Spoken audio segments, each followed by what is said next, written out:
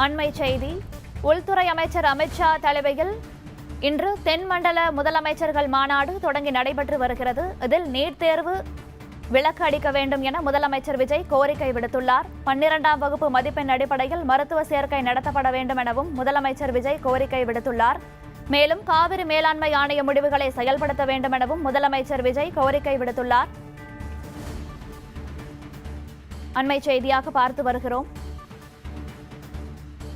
இது குறித்த கூடுதல் விவரங்களோடு இணைகிறார் எமது செய்தியாளர் பாலமுருகன். பாலமுருகன், வணக்கம். 2022ஆம் ஆண்டுக்கு பிறகு தென்மண்டல முதலமைச்சர்கள் மாநாடு இன்று சென்னை கோவளத்தில் தொடங்கி நடைபெற்று வருகிறது. இதில் தமிழக முதலமைச்சர் விஜய் உட்பட பிற மாநில முதலமைச்சர்களும் பங்கேற்றுள்ளனர். இதில் முதலமைச்சர் விஜய் என்னென்ன விஷயங்களை பேசியிருக்கிறார், அது மட்டுமில்லாமல் DK சிவகுமார் என்னென்ன விஷயங்களை பேசியிருக்கிறார், இது குறித்த கூடுதல் விவரங்கள் என்ன, சொல்லுங்க.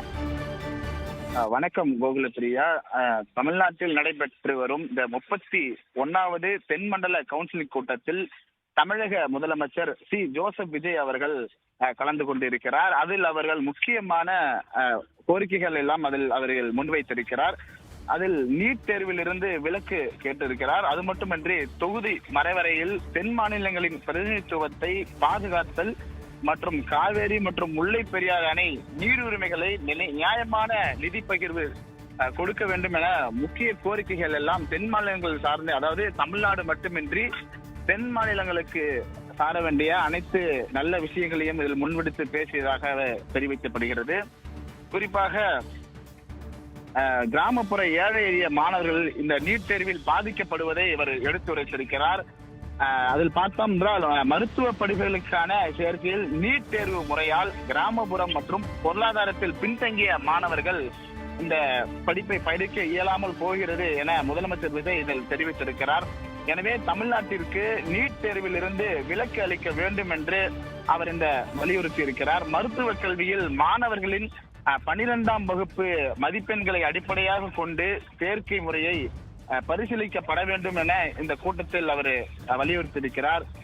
மருத்துவ கல்வி வாய்ப்புகள் நகர்ப்புற மற்றும் வசதியான குடும்பம் மாணவர்கள் மட்டும் படிக்காமல் கிராமப்புறத்தில் இருந்து வரும் ஏழை எளிய மாணவர்களும் சமமான வாய்ப்பை கிடைக்க இதை வழிவகுக்க வேண்டும் என அவர் இதை வலியுறுத்தியிருக்கிறார். அது மட்டுமின்றி தொகுதி மறைவரையில் தென் மாநிலங்களின் பிரதிநிதித்துவம் பாதுகாக்கப்பட வேண்டும் என அவர் இதில் முக்கியமாக வலியுறுத்தியிருக்கிறார். ஏனென்றால் மக்கள் தொகை கட்டுப்பாடு, நிதி ஒழுங்கு உள்ளிட்டவற்றில் சிறப்பாக செயல்பட்ட தென் மாநிலங்கள் எதிர்கால தொகுதி மறைவரையில் பாதிக்கப்படக்கூடாது என்று இந்த முதலமைச்சர் இதில் தெரிவித்திருக்கிறார். தொகுதி மறைவரையால் இந்த நடவடிக்கை மூலம் எந்த மாநிலமும் தனது அரசியல் பிரதிநிதித்துவத்தை இழக்காமல் இருக்க வேண்டும் என்பதே இதன் முக்கிய நோக்கமாக இருப்பதாக அவர் குறிப்பிடுகிறார். மேலும் சட்டப்பூர்வமாகவும் உறுதிமொழி எங்களுக்கு அளிக்கப்பட வேண்டும் என இதில் அவர் முக்கியமாக வலியுறுத்தியிருக்கிறார்.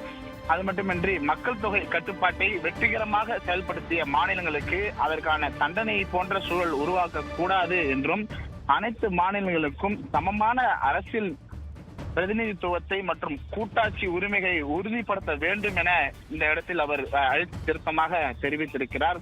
அதே போல நிதி பகிர்வில் தென் மாநிலங்களுக்கு நியாயமான முறையில் ஒதுக்கிட வேண்டும் என அவர் இதில் தெளிவாக குறிப்பிட்டிருக்கிறார். நாட்டின் பொருளாதார வளர்ச்சிக்கு தென் மாநிலங்கள், அதாவது தமிழ்நாடு, கேரளா உள்ளிட்ட தென் மாநிலங்கள் முக்கிய பங்களிப்பை வழங்கி வருவதாகவும் முதலமைச்சர் விஜய் இதில் தெரிவித்திருக்கிறார். தென் மாநிலங்கள் இணைந்து இந்தியாவின் மொத்த உள்நாட்டு உற்பத்தியில் 30% அதிகமான பங்களிப்பை வழங்குவதாகவும் உற்பத்தி, ஏற்றுமதி, சேவைகளை இந்த மாதிரி துறை சார்ந்த தென் மாநிலங்கள் முன்னிலையில் மற்ற மாநிலங்களை காட்டிலும் தென் மாநிலங்கள் முன்மாதிரியா இருக்கு என இதில் குறிப்பிட்டிருக்கிறார். எனவே அடுத்தடுத்த நிதிக்குழு பரிந்துரையில் மாநிலங்களின் தேவை மட்டுமின்றி அவற்றின் செயல்திறன் வளர்ச்சி மூலம் தொகுதி, அதாவது நிதியாகவே வழங்கப்பட வேண்டும் என இதில் குறிப்பிட்டிருக்கிறார். அதுபோல GST தொடர்பான முடிவுகளில் மாநிலங்கள் அதிக அதிகாரம் கொடுக்க வேண்டும் எனவும் முதலமைச்சர் விஜய் இதில் தெரிவித்திருக்கிறார்.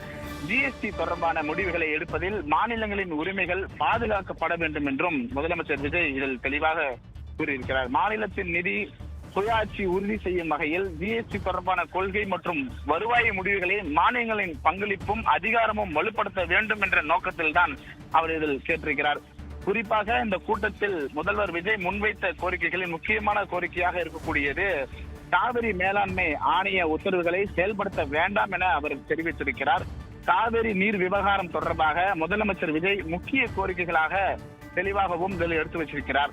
குறிப்பாக காவிரி விவகாரத்தில் உச்சநீதிமன்றம் வழங்கிய தீர்ப்புகளும் காவிரி மேலாண்மை ஆணையம் மற்றும் அதனுடன் தொடர்புடைய அமைப்புகள் வழங்கும் உத்தரவுகளும் முழுமையாக மதிக்கப்பட்டு செயல்படுத்தப்பட வேண்டும் என்று அவர் இதில் குறிப்பாக வலியுறுத்தியிருக்கிறார். காவிரி நீர் பங்கீடு தொடர்பான உத்தரவுகள் நடைமுறையில் உறுதி செய்யப்படுவது தமிழக விவசாயிகளின் வாழ்வாதாரத்திற்கு மிகவும் அவசியம் என்று அவர் இந்த கூட்டத்தில் தெளிவாக குறிப்பிட்டிருக்கிறார். அதே போல முல்லை பெரியாறு அணை நீர்மட்டத்தில் 152 அடியாக உயர்த்த வேண்டும் என அவர் இதில் கேட்டிருக்கிறார். முல்லை பெரியாறு அணை விவகாரத்திலும் தமிழகத்தின் நீர் உரிமையை முதலமைச்சர் விஜய் முழுமையாக இதில் தெரிவித்திருக்கிறார். இரு மாநிலங்களுக்கு இடையேயான நீர்வள பிரச்சனைகளுக்கு பேச்சுவார்த்தை மற்றும் சட்டப்பூர்வமான நடைமுறைகளின் அடிப்படையில் நீர் தீர்வானது காணப்பட வேண்டும் என முதலமைச்சர் விஜய் அவர்கள் இதில் குறிப்பிட்டிருக்கிறார். அதே போல குறிப்பாக இளைஞர்கள் அதிகமாக பாதிக்கப்படுகின்ற இந்த போதைப் பொருள் தடுப்பில் தென் மாநிலங்கள் அனைத்தும் ஒருங்கிணைந்து செயல்பட வேண்டும் என கேட்டிருக்கிறார். ஆன்லைன் விற்பனை, சட்டவிரோதமாக விநியோகம் மற்றும் மாநிலங்களுக்கு இடையேயான கடத்தல் உள்ளிட்ட வழிகளில் இளைஞர்களை நோக்கி போதைப் பொருள் சென்றடைவதை கவலைக்குரியதாக இருக்கிறது என அவர் கவலை தெரிவித்திருக்கிறார். போதைப் பொருள் தயாரிப்பு, கடத்தல் மற்றும் விநியோக இது போன்ற செயல்களில் தென் மாநிலங்கள் நம்ம ஒரு கட்டுப்பாட்டுடன் இணைக்க வேண்டும் எனவும் இதில் தென் மாநிலங்கள் அனைவரும் ஒன்றிணைந்து இதில் செயல்படுத்த வேண்டும் எனவும் அவர் கேட்டிருக்கிறார். தமிழகம் மட்டும் போதைப் பொருள் இல்லாத மாநிலமாக மாறுவது போதாது என்றும் ஒட்டுமொத்த தென்னிந்தியாவும் போதைப் பொருள் இல்லாத ஒரு சிறப்பான மாநிலமாக ஒவ்வொரு மாநிலமும் செயல்பட வேண்டும் என இதில் தெரிவித்திருக்கிறார். தென் மாநிலங்கள் இணைக்கும் ஒருங்கிணைந்த செயல்படுத்துவதே இதில் முக்கிய நோக்கமாக அவர் வைத்திருக்கிறார். அது மட்டுமல்லாமல் பெங்களூர், ஒசூர் உள்ளிட்ட மெட்ரோ திட்டத்தை விரிவுபடுத்த வேண்டும் என இதில் குறிப்பிட்டு கேட்டிருக்கிறார். கர்நாடக மாநிலம் அங்கிருந்து தமிழகத்தின் ஒசூர் வரை பெங்களூர் மெட்ரோ ரயில் சேவையை நீட்டிக்கும் திட்டத்தை விரைவாக செயல்படுத்த வேண்டும் என முதல்வர் விஜய் அவர்கள் இதில் வலியுறுத்தி இருக்கிறார். இந்த திட்டம் செயல்படுத்தப்பட்டால் பெங்களூர் மற்றும் ஒசூர் பகுதிகளுக்கு இடையேயான போக்குவரத்து வசதி மேம்படுத்துவதுடன் இரு பகுதிகளிலும் தொழில் மற்றும் வேலைவாய்ப்பு சூழல்கள் மேலும் ஒருங்கிணையும் என்று அவர் இந்த கூட்டத்தில் முக்கியமாக குறிப்பிட்டு பேசியிருக்கிறார். கடல்சார் பொருளாதாரத்தை மேம்படுத்த வேண்டும் எனவும் ஒரு முக்கிய வலியுறுத்தலாக இதில் வைத்திருக்கிறது. தமிழகத்தின் நீண்ட கடற்கரையை பயன்படுத்த தென் மாநிலங்கள் இணைந்து கடல்சார் பொருளாதாரத்தை மேம்படுத்தவும் தமிழகம் தயாராக இருப்பதாக முதலமைச்சர் விஜய் அவர்கள் தெரிவித்திருக்கிறார்.